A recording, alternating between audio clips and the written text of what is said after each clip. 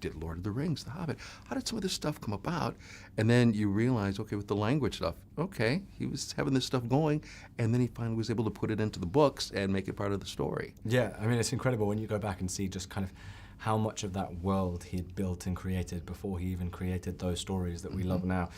And it did all stem from this love of language that his mother distilled in him, learning Latin from a young age, and then learning other languages, and then being like, you know what, I'll create my own, and I need to give those meaning and history and people to speak them. So suddenly this whole world was created. This one actually shows the reality of what happens when you are in love with somebody, but you do have your ups and downs. Yeah, they're very real characters in that sense, and they find each other, you know, when they're both young in similar circumstances and fall in love, but then because of those circumstances can't always be together and go through rough times and find a bond, and it's clear that they're soulmates essentially, and they did stay together in real life. Of course, we all know Lord of the Rings and Hobbit and all like that.